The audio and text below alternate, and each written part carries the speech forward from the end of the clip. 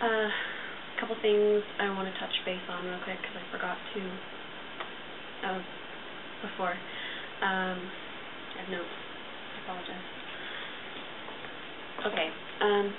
First impulse most people have, and I had, when you find out about having cancer is you want information. I wanted information. So of course you go to Google, and that's a bad idea. I would highly recommend you don't do that.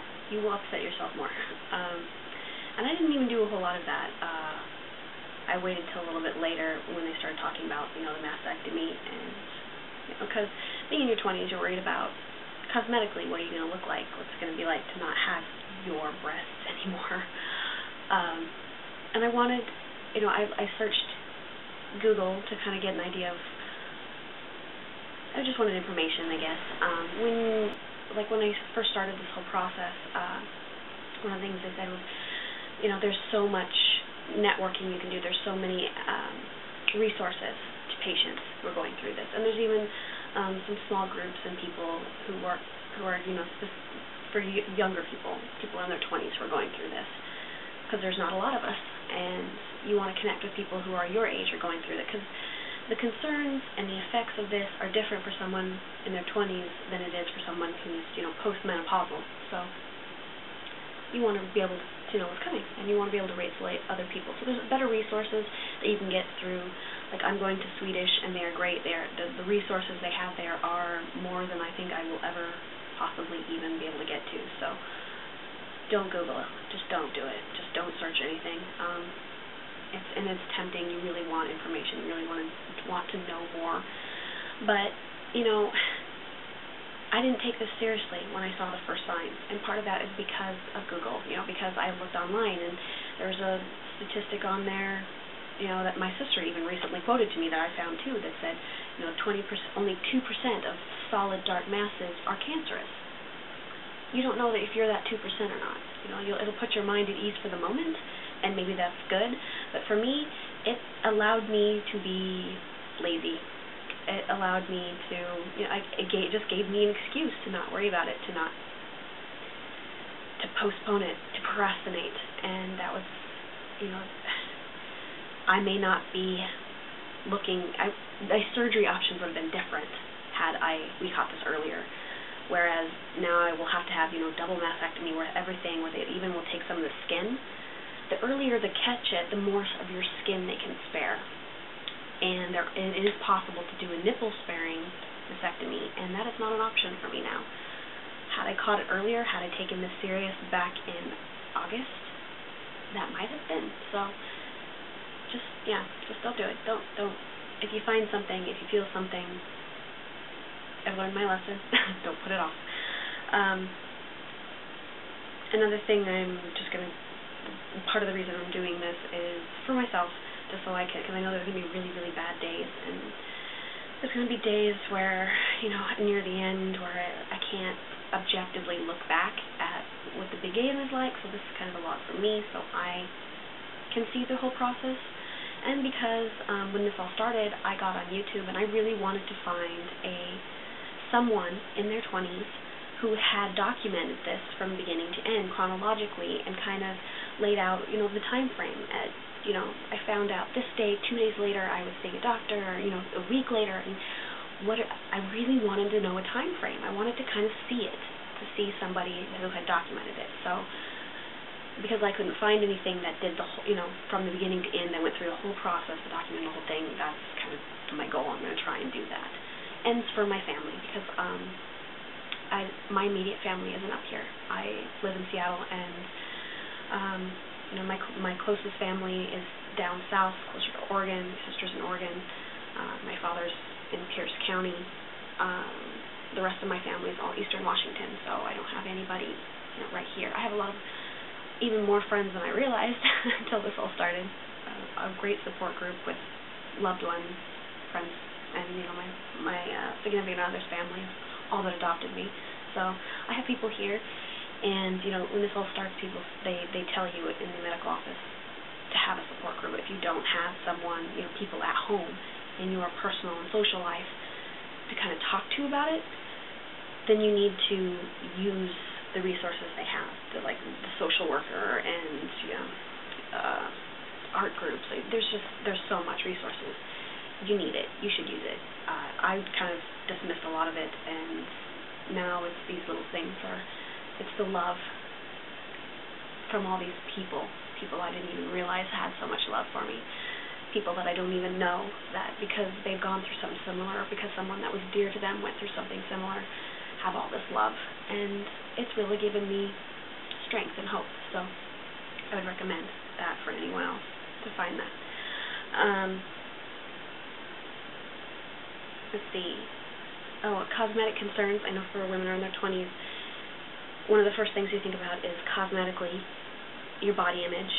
What am I going to look like? Am I still going to be beautiful and all that stuff? Of course, that's still in my mind, and one of the first things I thought about. It was why I kind of got upset with my oncologist when I met her the first time, because she kind of didn't even acknowledge that. And for someone at my, this age group, it's important to us right now. So, my surgeon really did. She was sensitive to that, and that made me feel better. Later you'll get to meet, or I also will get to meet with the plastic surgeon who will be doing my reconstruction. I haven't met with her yet, but I got a lot of information on her already. She's worked with a lot of other women in their 20s, and she understands the importance of, your cosmetic concerns. So I have faith that she'll, be able to address that for me. I guess I'm trying to settle in as soon as possible the idea that these aren't going to be here. They're not going to. It's going to be completely different next year. This time it's going to be a whole new set. So I guess you got to focus on the positive aspects. It will be a whole new set. They'll look younger longer. They're able to save enough of my skin that I don't have to have, like some women, I think it gets to stage 3, it starts spreading into your skin, so they have to take everything. And then they have to put a spacer or a fluid bag in your back to expand, like Quasimodo, so they can take all that flesh and start the reconstruction. So the skin doesn't match. There's a lot more scar tissue. So I'm not going to have mine is not going to be that bad. I'm going to have the lateral scars or the horizontal scars because they can't save the nipples, but it could be so much worse. So you got to stay on the positive, and they've already shown me and told me a lot about the amazing leaps they've done with plastic surgery, and they can even reconstruct nipples and everything. So it's going to be, like I said, a long, painful, miserable process, but this time next year I should be whole again and healthy. So that's the important part. And yeah, I think I'm okay with it all now. I'm sure there's days, especially right after the mastectomy, when they've taken everything, where I'm going to be really upset and hate myself, but that's inevitable. And just preparing myself mentally ahead of time and talking to other women that have gone through it and how they feel after is really helpful. So that's another thing. Let's see what else I want to touch on. Just the stress that has been added because this is all conspired and taking on during my favorite holiday. It's going to be, my surgery is the day after Christmas, and my first surgery of many to come. That's upsetting. This whole thing has been a major downer for the whole holiday. There was a lot of things I was hoping to do for the holidays that I don't have time for now. I just can't squeeze it in. Between doctor's appointments, trying to work as much as I can now in case I can't later. So it's a bummer. It's depressing, but at least I know next year, the next Christmas, it'll all be done, over and done with. So I'm looking forward to that. The big real thing I forgot to touch on in the last one was that I don't have medical insurance. And I've tried off and on. I've had it off and on for over the years, but I'm a massage therapist. I work for myself now. I also work part-time in a vet clinic as kind of a receptionist. I work 5 to 6 days a week, and I just don't make enough to afford medical insurance. they don't. I would have to work, over 40 hours at the vet clinic to qualify, and I can't have it. I just couldn't have it. I've tried, but yeah, just so. When I first found out about this, when I first went to the doctor's office, that was that first initial visit to my primary care that I just had to find the money for. But when she sent me the specialist, I didn't know what I was going to do. I'm already trying to get by. I'm not, I don't go without food or anything, but I live very, very modestly.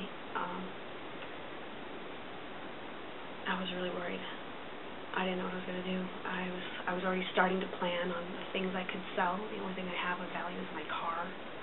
I was like pricing how much money I could get for hawking every little tiny thing I have. Like I have an old 70s sewing machine. I don't know, it's from the 60s or earlier sewing machine my grandmother gave me that I know is worth something because it's all mechanical. I have a computer. I don't have a lot of stuff, so I was trying to figure out where this money was going to come from. I was trying to find something, so I was getting values and trying to come up with, just because this initial appointment to do where they did the like the mammogram and the ultrasound and the biopsy, that appointment alone was $7,000. I got that bill in the mail, and I didn't know what I was going to do. They said they could set up, payment plans, and I could apply for, low-income stuff if I thought I would be approved for it. So I was still in the process of talking with them, but after I got my diagnosis that I do have cancer, and I made the appointment with the surgeon, and I met with her, one of my first questions was going to be about, how do I pay for this? Do I pay, and can I pay for it when it's all over, or is, the stress of treatment, the stress of being on chemo, the stress of being sick, the stress of not being able to work, is that all going to be compiled with the stress of how am I going to pay this bill every month? Where am I going to find the money for this? So that was at the back of my mind. That's a big deal. So, but I guess there is a system. Because I don't have medical insurance, I was set up with a social worker that first day on the 5th. And she, asked a bunch of questions, had me fill out a little paperwork, and she said that it's actually kind of good that I don't make enough because I qualify to be put on emergency Medicaid. So, and this is what I'm going to say, I'm bringing all this up. There has been, especially since the election and all this fiscal crap and cutting spending and all this, in my ear I've been getting from a lot of more conservative Republican friends of mine, and how social services are a burden on the government, and on and on and on. I'm not even going to go into it all, but I'm sure you've all heard it. And the point is, if this wasn't in place, if they didn't have, there wasn't Medicaid, if I didn't qualify for it, and I just barely squeak under the line, what would I do?